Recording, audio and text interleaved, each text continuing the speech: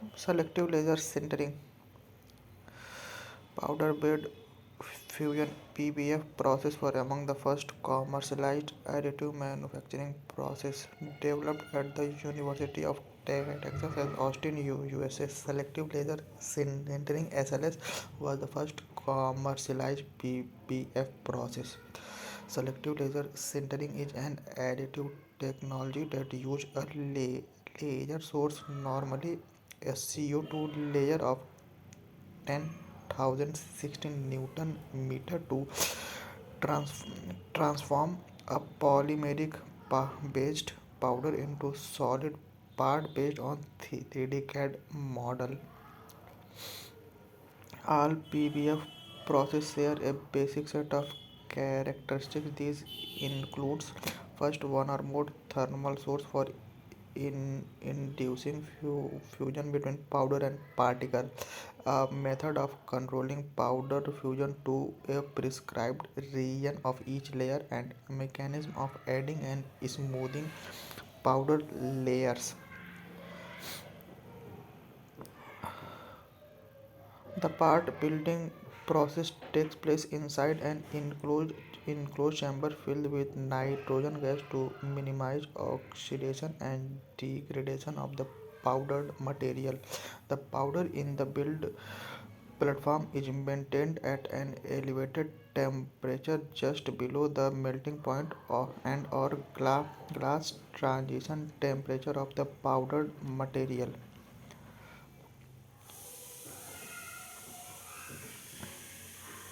Infrared heaters are placed above the build platform to maintain an elevated temperature around the part being formed as well as above the feed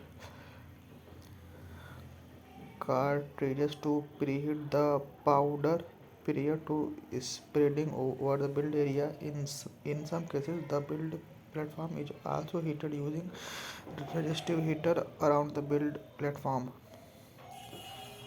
This preheating of powder and maintenance of an elevated uniform temperature within the build platform is necessary to minimize the laser power requirement of the process and to prevent warping of the part during the build due to the non-uniform thermal expansion and contraction. Once an appropriate powder layer has been formed and preheated, a focused carbon dioxide layer beam is directed onto the powder bed and is moved using galvanometer in such a way that it thermally fuses the material to form the slice cross section surrounding powder remains loose and serve as support for subsequent layer, thus eliminating the need for the secondary support which are necessary for wet photo polymerization process. After completing a layer, the build platform is one lowered by one layer thickness, and a new layer of powder is laid and leveled using the counter rotating roller. The beam scans the subsequent slice cross section. This process repeats until the complete part is built.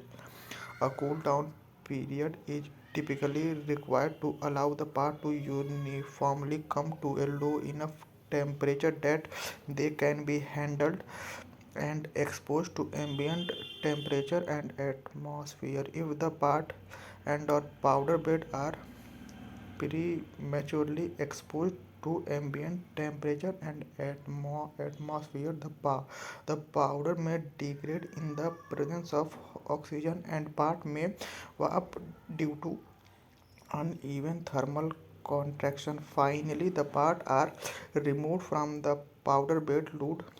Loose powder is cleaned off the part and further finishing operation if necessary are performed. Focusing on the production station and especially on the sintering unit. A low power CO2 laser is located on the top part of the machine. This layer is guided by two galvo mirror that deflect the laser up to a powder bed. The roller picks a small amount of powder from the tank and deliver it through the workpiece area, creating a thin layer which is heated and melted. Parameters are slicer fill scan, spacing, distance between lines, laser laser power, and the number of contours, layer thickness, and temperature control variable. Some of the benefit of selective laser sintering technologies are: a big part can be manufactured, high strength polymer can be processed at polyamide. It does not need support structure, thus design rules are much more flexible, just trying to reduce the material as much as possible. It is able to reproduce very large geometries.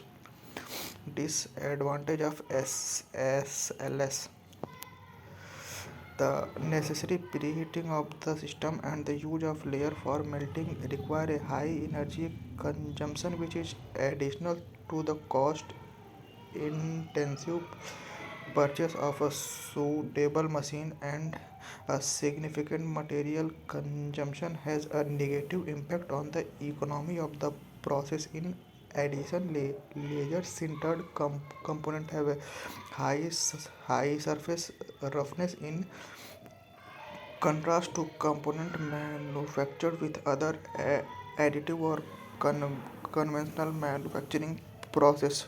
This result on the one hand from the high layer thickness and the associate step effect, and on the other hand from the use of comparatively coarse plastic power powder.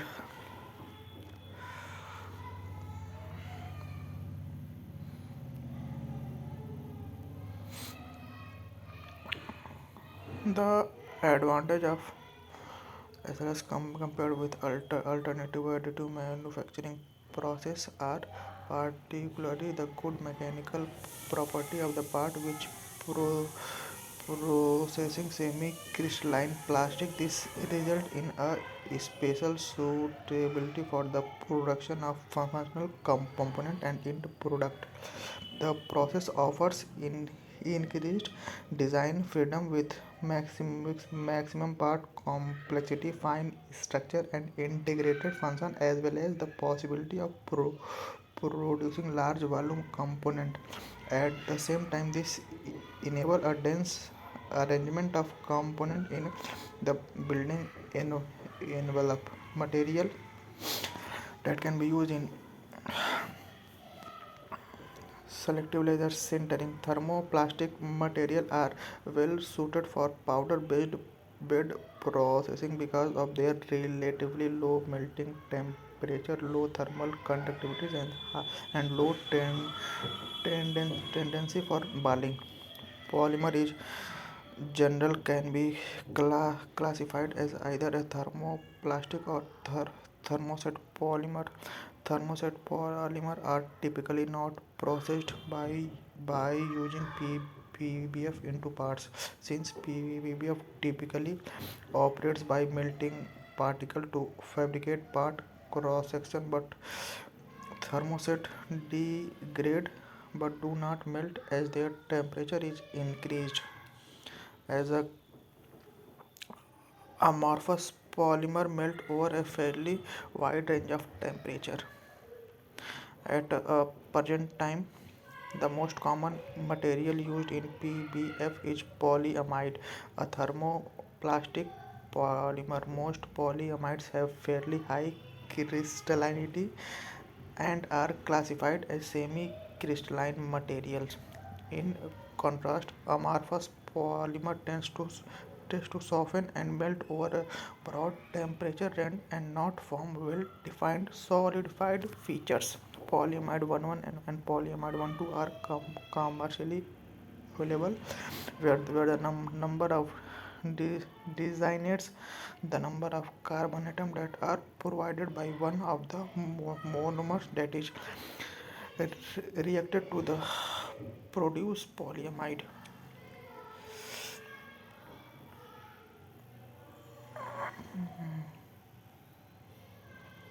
Classification of SLS technologies according to sort of processed material, and second according to binding mechanism. First, according to sort of processed material, plastic, metals, ceramic, and composites. Second, according to binding mechanism, solid state sintering, chemically induced building, liquid phase sintering, partial melting, and full melting. SLS is divided into two categories here.